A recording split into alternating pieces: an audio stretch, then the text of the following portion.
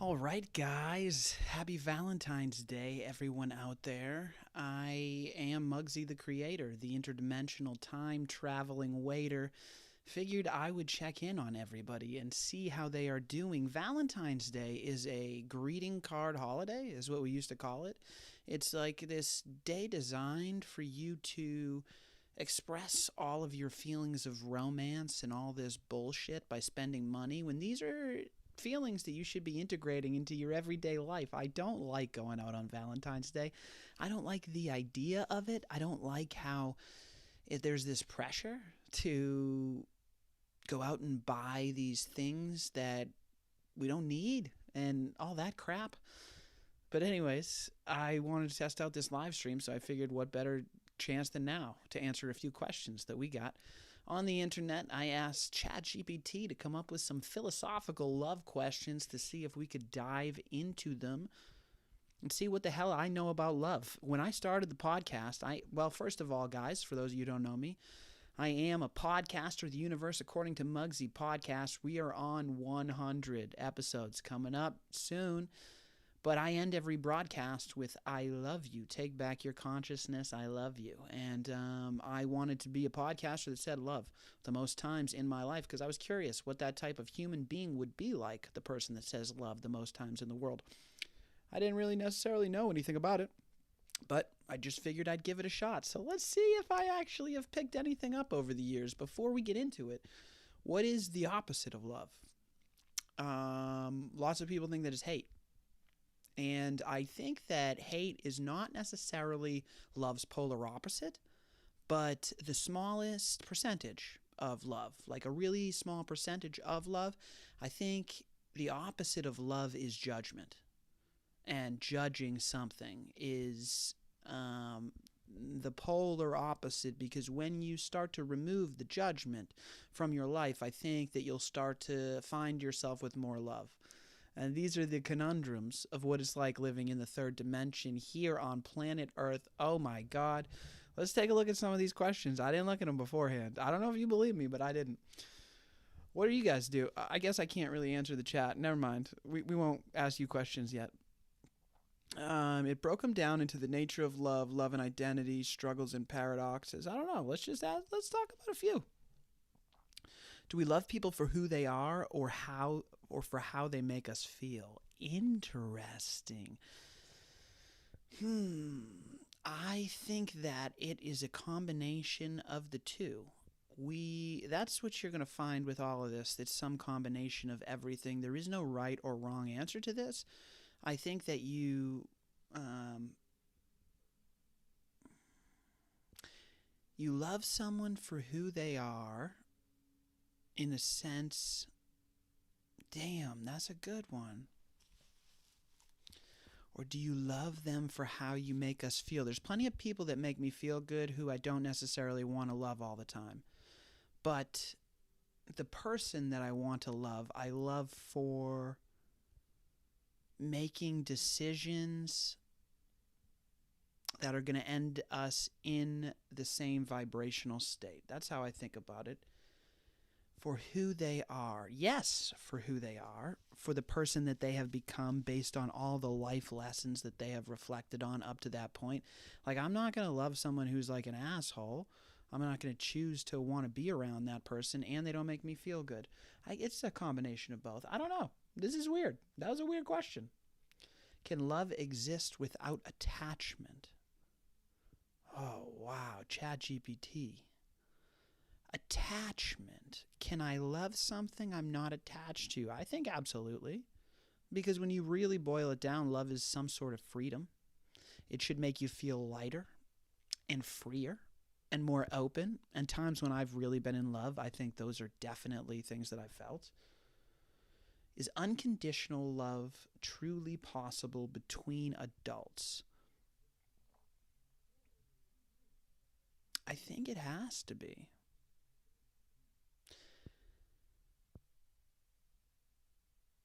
I think love with conditions may not be love at all. I love you only under these pretexts and concepts, only if you live inside this box. Like we were just talking about, love should be that freedom, that air to breathe.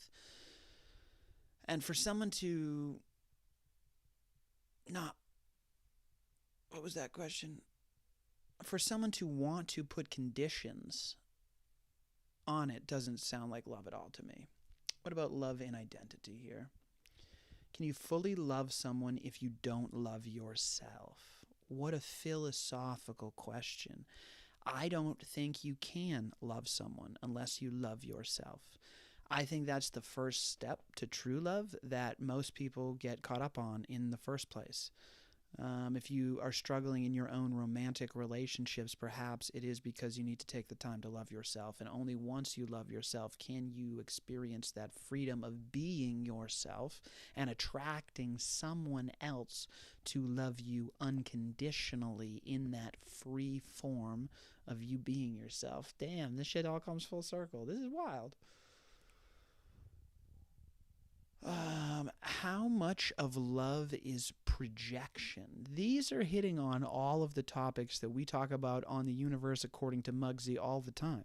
The current events, the culture, and the consciousness is the way that we structure that podcast, because if you don't like the current events that are playing out before your very eyes, they are a product of the culture, which you have some control over your own individual consciousness. So what we've broken down over the past 99 chapters of the podcast is this projection is your life, your reality. That echo chamber that you exist in is your own projection, your own emotional state. Your own current emotional state is what you are projecting out onto the world. So, how much of love is a projection?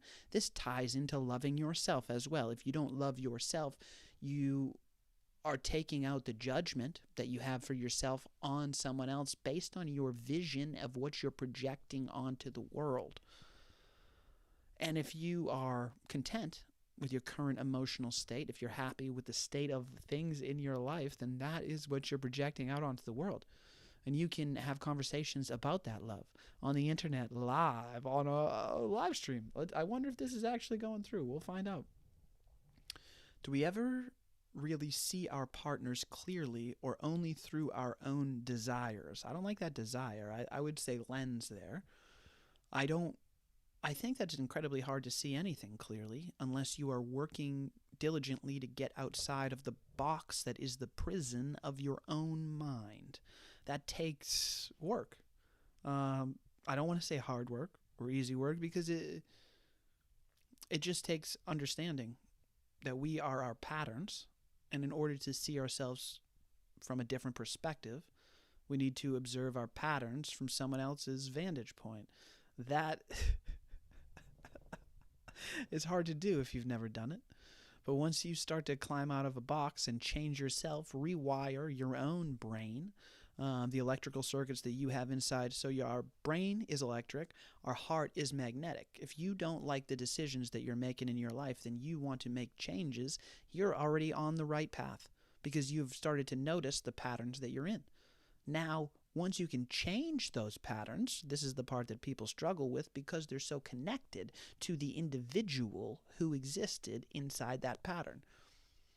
Whether it's a projection from you on what you think you should be doing or feeling or whatever, or from someone else in your life, whether it's a boss, a loved one, a parent, a sibling, a child. Anyone that is projecting their vision of what they think you should be onto you is also going to play a role in the person that you are trying to be in the first place. Those can prevent you from changing the patterns because what you're doing is you're changing the relationships with all the human beings and the way that they see you. So that is the challenge of getting outside the box. But once you've noticed the patterns, you're halfway there. Now all you got to do is change them and remove the judgment of the person who you will become by changing the patterns. But if you are truly looking to find yourself in a new reality, then that is exactly what you have to do. And that darkness, the fear of the new person who will emerge like a butterfly out of a cocoon, is what you're actually scared of. There's no way to know when you change your patterns what the outcome will be, and that's the scary part. That's the darkness that we don't know. But we have to become the light. to step into that new reality if it's something we choose to experience in this lifetime. It's a choice. If you don't want to change your patterns, don't change them, but don't ask me why you still end up in the same positions all the time.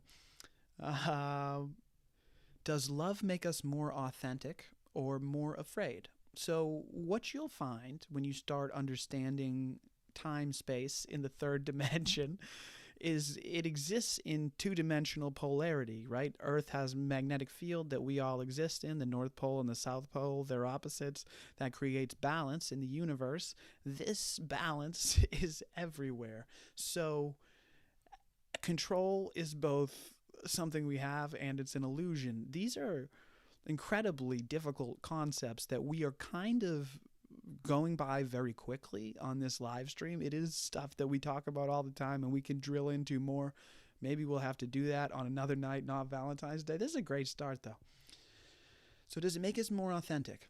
If we are able to love ourselves, then we are now diving down, removing the layers of an onion, becoming a more authentic version of ourselves, connecting to whoever it is we are at a deeper level, whether you want to call that soul, whether you want to call that source, whatever it is, it's the energy that you came into this universe with.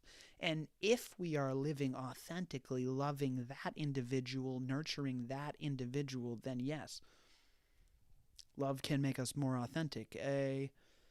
Experiencing this freedom with someone else, the irony there, the freedom with a partner, there's your polarity, there's your duality, make us more authentic or more afraid. If you're feeling more afraid in your love, then I think that maybe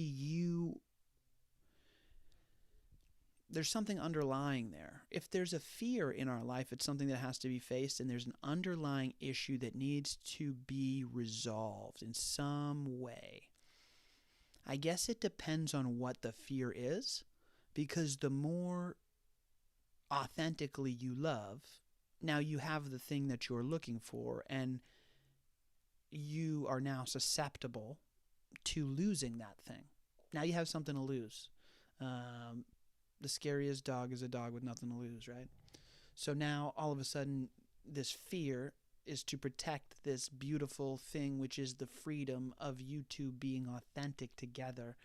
What a wild world we exist in. There is no right answer to any of these questions. I mean, it's really your own paradox, and I guess it must reveal, I guess, how I'm answering these questions, where I stand in my own love journey of understanding. And now some struggles and paradoxes. Why does love sometimes hurt more than it heals?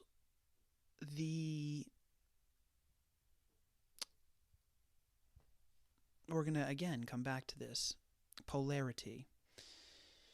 In order for us to experience the excitement of coming together and joining in unification with someone on the same vibrational level, what was that one? The experience that is tied to that you're going to have to face at some point in your life is that division. We would never have such enjoyment or pleasure out of the unification of two without that experience of the division. It is the experience of the division that leads us towards the journey of unification. Whether we're talking about cells in a biological culture or whether we're talking about two human beings that are expressing love for one another, we're talking about the same things. These are patterns that you will see overlaid throughout biological life, throughout physics, chemistry. It's all the same stuff, mathematics. There are many different angles into what we're discussing here. This is not just one of those touchy-feely topics. This can all be broken down on many different levels, depending on how you want to try and understand it. Is heartbreak a failure of love, or is that proof it was real? It's all part of the same experience. You're trying to you're trying to find someone with a unique outlook and ability to tune into an individual and what they need on a specific level that everyone isn't going to take the time to necessarily do. That doesn't mean you can't get close and still have great experiences that you need in order to refine the thing that you're looking for. Just because you have a relationship that doesn't work out doesn't mean it was a failure, especially if you were enjoying the experience at the moment and it was taking you on the journey that you needed for your experience to get to the next state and the next stage and the next individual, because we are our patterns. Our patterns change all the time. We're constantly new people. I am not the person that I was 10 years, 10 days, or 10 minutes ago. I am a constantly evolving chemical, biological state, having different experiences and reflecting on them in real time differently than I do like all the time. 10 minutes ago, it was different. Is it possible to love someone and still not be right for them? Of course, right? I love even people that are mean to me, right? It's a weird thing, this love. Of course, you can love someone and not be right for them. Yeah, like no question about it. When does commitment become self-abandonment? When it feels heavy and dense. I think those are practical ways to try and understand what state you're in. If you are in, I don't think that everyone's truly experienced love, and part of that is the difficulty in talking about it. The vernacular and the words that we use, everyone has a different definition in their mind, in their heart, in their brain. There's a lot of things going on at the same time. So if it feels heavy and dense, then you're abandoning the path that was there truly for you to follow. And that's when you are to understand that you need to change in some way. And if there is no change, then this becomes, it's not love if it's a prison. If you start to be fearful of all of the patterns that are being displayed. Is staying in love harder than falling in love? I don't know. I think it's a constant thing. I think if you're not working on falling in love, then you're falling out of love. That's like marriage and relationships, and all of those things take work. Like if you're not working towards them, then by definition you're like getting further apart. So is staying in love harder than falling in love? Yes. I think trying to stay still is always harder than trying to continually move, right? That's how the universe works. It's always trying to rebalance, and we are always trying to rebalance ourselves, our lives, and our relationships. So unless you're constantly making or consciously making decisions to line yourself up, then you could be consciously making decisions to like line yourself up in another direction. Does love require vulnerability, and is vulnerability always safe? Yes. I think it does require vulnerability, and no, vulnerability is not always safe. You can put yourself in a vulnerable spot that's not smart to be in. If you continue to do these things, then you're in a pattern that you need to change. The instinct is not incorrect to put yourself, because love does require vulnerability. In order to feel support from someone, that's what you're doing in like a relationship. You're supporting each other to some degree. You need to be vulnerable and let your guard down. How are you to achieve anything if you don't feel free enough to discuss your own vulnerabilities and address the areas that you need to get stronger, both individually, as a couple, on whatever it is mission that you two lovebirds are trying to get through? But yes, so again, we coming back to paradox, struggles and paradoxes. Can we love? Can love thrive without freedom? I think we kind of talked about that. I think that's kind of how you understand it. Is if you feel free and you have the ability to do whatever you want, that's how you know it's like a healthy love. If the more dense and bogged down you feel in that relationship, then I think the less like love it is. Should love feel peaceful or intense? It should feel like both. Like you should have those moments of raw animalistic intensity. And it doesn't have to be sexual, right? It definitely could be at some points, but it there should be an intense feeling that you get, positive one, from moments that you have with your loved ones. That's, I think, what you're looking for there is an intense feeling. And it should be relaxing, right? Intense, but relaxing. High highs that you slowly come down from peacefully, return back to ground level. Do people grow together or does one always outgrow the other? I think growth, this is a difficult one. That's why I think that all relationships that you have, all loves are good loves for you, and it doesn't mean they're always going to last, but it does take that paradox of choosing to continue down the path together, um, so that you don't end up in two different realities. And if one person is focusing on growth, I think that it would be natural magnetically for them to seek a different type of bond or connection.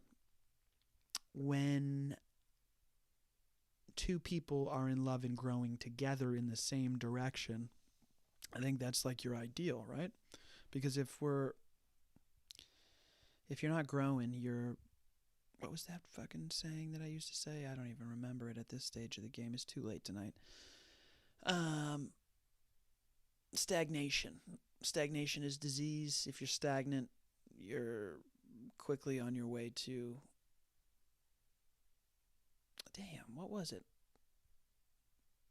But anyways, you don't want to be stagnant. You always want to be growing. You always want to be moving. So growing together is the ideal path, I think. And just because you've grown doesn't mean the other person isn't going to grow with you if you give them the room to do so.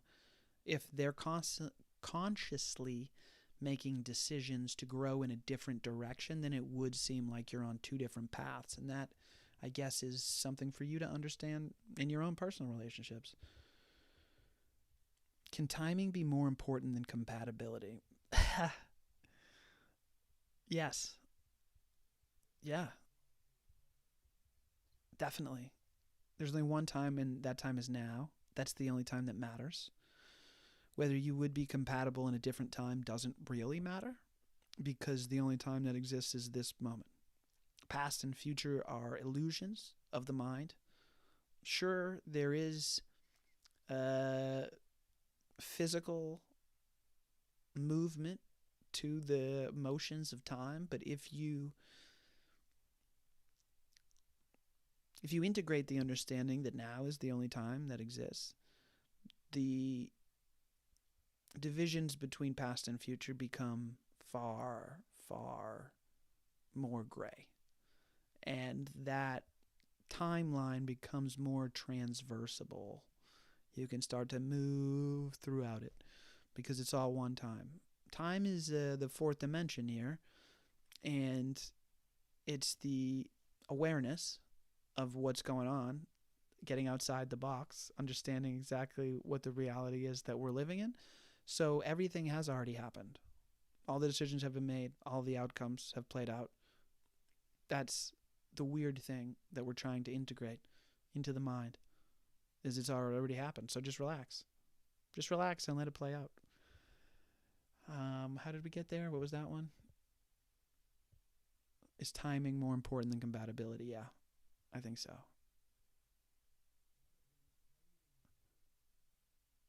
I think so for many reasons. It's all about the right time.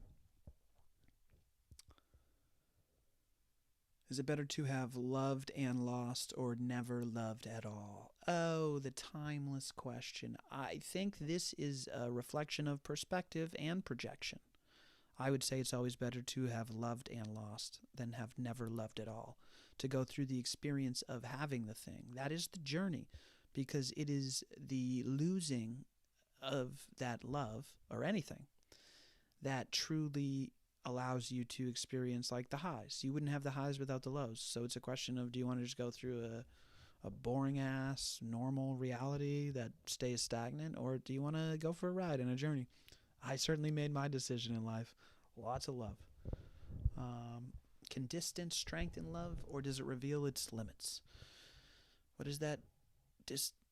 Time makes the heart grow fonder. There's so many of these stupid little jingles for this. It can, right? Again, if you work towards it. Yeah. If you're working towards the same direction, it definitely can.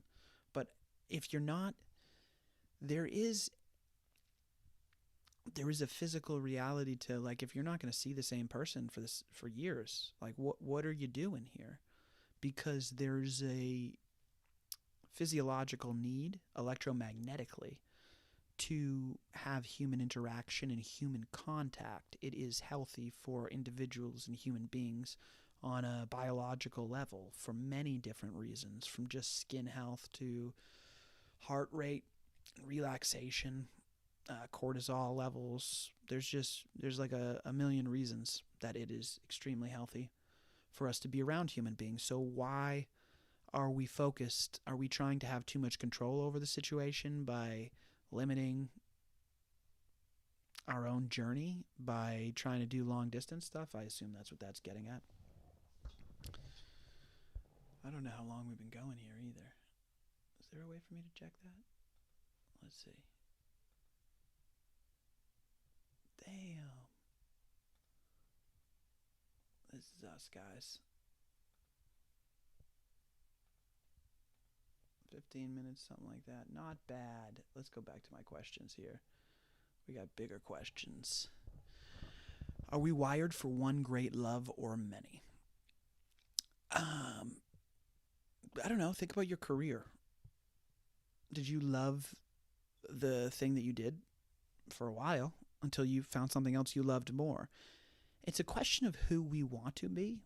And I think that in time, we will all understand that life is not a question of the life that you lived, but rather how many lives you've lived, and how many times you've been able to reinvent yourself and gain a different perspective and falling in love with different activities, jobs, things, learning new things, new people, new individuals. It doesn't necessarily have to be romantic. You can love your friends and love new friends and learn to love new people all the time.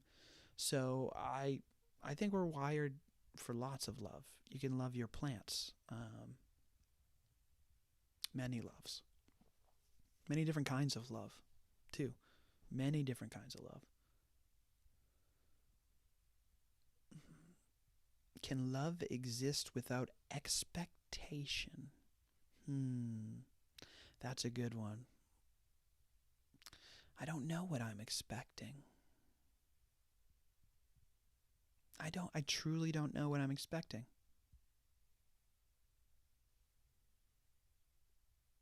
So yes. Other than a feeling, the outcome of feeling loved, I don't know what I'm expecting from my career. Like, what's it going to give back to me? My career that I love, being a podcaster, being a waiter. I get many things from it, and I love them all. But, like, am I expecting them? I guess some of them I'm expecting. To have good relationships with my friends at work? Yeah, I'm expecting that a little bit. But if I don't, does that mean I have a bad day with my girl Kristen? Do you think I love her any less? Like, no. We have bad days sometimes. But, like, I guess my expectation is we'll continue to work on loving our friendship together. I don't know. That was interesting. That was a hard one. Can love exist without expectation, man? What do you guys think? I'm not in the chat right now, but can love exist without trust? I think we talked about that one. No, I don't think so. If you don't trust someone, I don't think you love them. And I think the trust is an issue with inside yourself that needs to be addressed because, again, we're getting back to you don't love yourself, so it's hard to love someone else if you don't love yourself. Is love an illusion we agreed to believe in? No. There are lots of illusions. There are so many illusions and pseudo illusions, especially in many different ways, energetically, but I don't think love is an illusion. I think love is the reality. I think that it will be measured both in the light in our eyeballs and the biophotons that we emit once we are able to come up with some instruments that measure those things. Science is continually evolving. We are finding out that there are neurons, the thing that are in your brain, all over your heart. So what does that mean? Does that mean we have the ability to think from our heart? Does that mean our brain and our heart have more of a connection than we know about? Or are there neurons all over the place? Do I have neurons on my stomach, my kidneys? Are we thinking with our whole body if we choose to incorporate these realities into our understanding and we start to try and activate our biology in that way? I don't know. But is it an illusion? No. I think it's probably more real than ever, and I think electromagnetism plays a role in there. But if you choose to not see it, that's the other thing, is awareness, like the fourth dimension, time, and awareness. If you choose to not see something, then you're not going to have the experience with it. I don't know how more clear I can be on that. If you choose to not see something, you won't see it. Have an experience with aliens, or try and get healthy, or try and see if someone's robbing you. If you choose to not see it, you will not see it, and it won't exist for you. So a lot of this is the choice that we talk about, allowing your brain to open up to it. These are electrical waves that are coming through. What is the difference between love and need? Our last question of the night. Needs are things you'll die without. I think you can't exist without love. I don't know why you'd want to. Especially when you can just choose to love whatever it is that's around you right now. The opposite of love is judgment that we talked about at the beginning of this. And you have the choice right now with whatever you're around to love it and pour your energy into it and see if it gives anything back. Or you can choose to not do that. I don't know where you're at. Maybe you're in a perfect world and everything's going great for you. So there's no need for you to love the environment you're around anymore. But if you do choose to love the environment around you, I think that you will find a more fulfilling experience in the long run. I think that you'll find a heart-mind coherence that leads you on a path that feels very unique, like a journey for you that was set out just for you. And this does not have to be romantically inclined. This could be with anything. This could be with the environment that you're in. Love the things that are around you. The universe is you inverse, and it will continue to present you with the challenges and the things that you need to love until you are ready to have another experience. And right now, the only experience you have is the reality that you live in. So until you love that experience, whatever it is, that will decide when you move on to have another experience. This is crazy. I enjoyed this. I just want to see how this camera worked, and I love having these conversations. I hope you guys had a good time. Tune into the podcast. We're going to do more of these conversations coming up on soon. We're going to do more of these conversations coming up soon. This is the consciousness part of the podcast. More or less what we were doing here was the consciousness part, where we try and talk about some of these deep philosophical questions and integrate them into our life somehow. what better way than to start with a Valentine's Day love session and hit up Chat GPT for some love questions that we want to talk about. I will try and maybe get into the comment section and find a way to make this more of a back and forth, because I know you guys have some valuable input here, and I know you guys probably got some good questions, and I'm probably a moron, and I don't even know how I answered these ones. I'd love to get some more insights from you guys. But forget about Valentine's Day. It absolutely means nothing. Do not let your loneliness get you down. And if you had a good day with someone that you care about, whether that's romantically involved, a friend, or someone you hung out with, a customer, whomever, try and do that more often on days that you're not required to. And I think that you'll find a different existence in your life. Until next time, guys, take back your consciousness. I love you. I don't even know how to end this. We'll see how we end this.